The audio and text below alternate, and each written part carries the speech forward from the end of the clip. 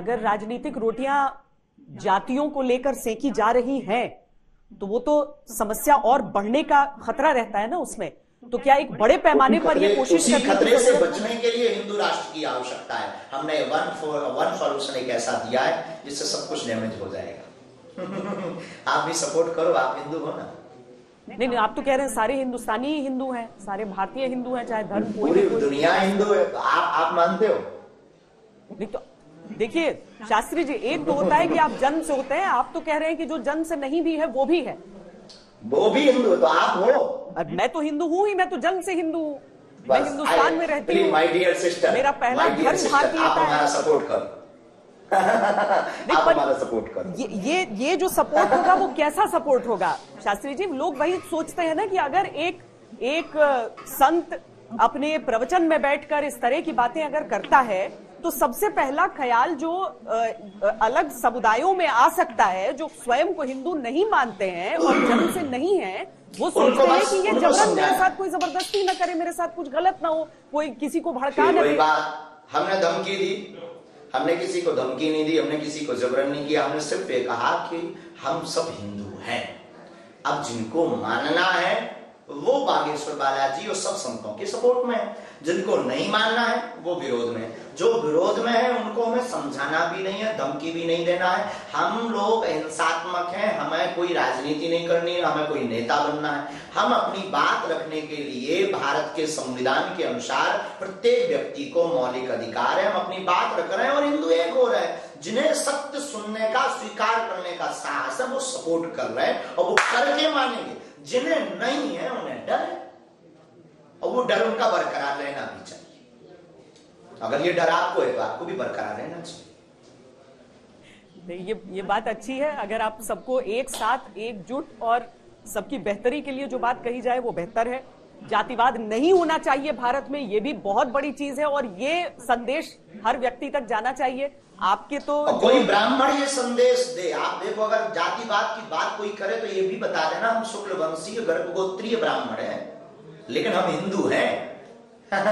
शुक्ल वंशीय मांगखोर गर्भ सरयू पारी ब्राह्मण है, लेकिन हम हिंदू हैं, सिर्फ हिंदू हैं। हर जाति को भूलकर सिर्फ एक समझना है, सबको एक साथ रहना है जी। पर हमने इसी भूल को बाहर करने के उपाय सोचो। बहुत बड़ी संख्या में आपकी फॉलोइंग हो गई है। अब जो आजकल सोशल मीडिया पे कहते हैं ना कि वायरल और ट्रेंडिंग, वो हो गए हैं पंडित धीरेन्द्र शास्त्री। आपकी बात आंधी के हम ज्यादा टिकते नहीं है। अगर सही होगी, बात में दम होगा तो टिकेगी, अगर फर्जीवाड़ा होगा तो आंधी के हम ज्यादा टिकते नहीं है। इस भारत में कितने लोग सोशल मीडिया पर वायरल नहीं हुए और उनका आता पता नहीं, हम इस पे बहुत ज्यादा भरोसा नहीं करते। लेकिन आपको लेकर एक बात की बहुत चर्चा बाद में हुई थी। आखिर में मैं अंत करते करते अपनी बातचीत की मैं उस चीज पर आपका स्पष्टीकरण चाहती हूँ शास्त्री जी। आपके विवाह को लेकर बड़ी चर्चा हो गई थी सोशल मीडिया पर। जी बहन जी, जी बहन। कोई नहीं, आप भी आना बहन जी, ये पुरानी चर्चा है शादी की, चलती रहती है, होनी भी चाहिए चर्चा, तो कुछ ना कुछ चलना चाहिए। तो भारत में जब चाय पर चर्चा हो सकती है तो हमारी शादी की चर्चा क्यों?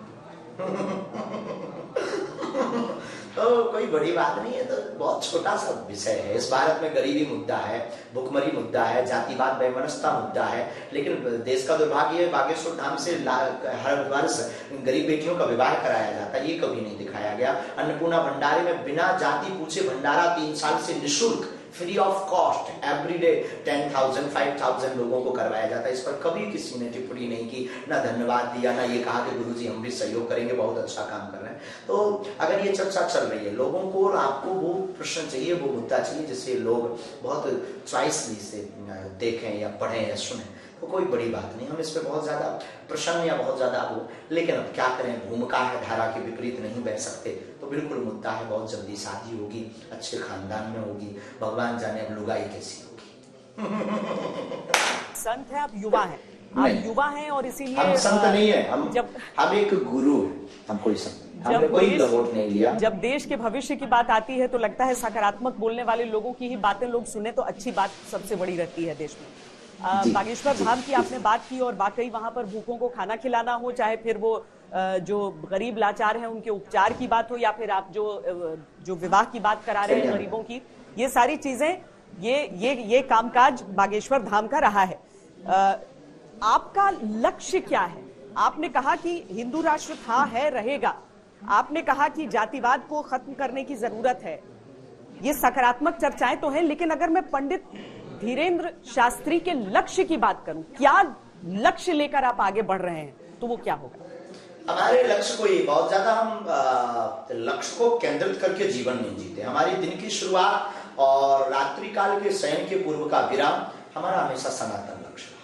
और हमारी जिंदगी में कोई ड्रीम्स नहीं है। हमारा कोई बहुत बड़ा गुरु बनने का या बहुत बड़ा कथाकार बनने का, या हम पॉलिटिशियन तो है नहीं है, तो कोई हमें बहुत बड़ा गेम चेंजर या बहुत बड़ा कुछ ऐसा बनने का कोई हमारा ड्रीम या कोई सपना नहीं है। हमारा सिर्फ सपना सनातन है। जितनी हमारी सामर्थ्यता, वाणी में हमें गुरु कृपा द्वारा प्रदत्त शक्ति में, सिद्धि में, मंत्र चिकित्सा में, ऋषि परंपरा में जितनी सामर्थ्यता है, उस अनुसार सिर्फ सनातन सनातन सनातन। एक ऐसी लंबी लाइन जो आज तक सनातनीय संतों को पाखंडी, अंधविश्वासी, फरेबी, आज तक मूवियों में पंडितों को पोंगा पंडित ये सब दिखाया जाता था, उसके ऊपर पर एक लाइन खींचने का लक्ष्य है कि ऐसा नहीं है जैसा आपके अंदर इमेजिनेशन है, कुछ और भी है, वो ये है। और चूंकि हिंदू को लेकर बहुत सारे लोग अपनी अपनी परिभाषा देते हैं, आपके अनुसार कौन होता है एक हिंदू? कौन है हिंदू?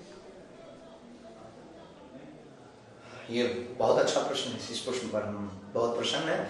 और हमारी परिभाषा में जो सामाजिक समरसता और भगवान राम राज्य की परिकल्पना रखता हो, जीता हो, वो हिंदू हमारी निजी परिभाषा। और जो हिंदू है वो सनातनी है, या इसमें फर्क है? पर्यायवाची, पर्यायवाची, एक दूसरे के पूरक।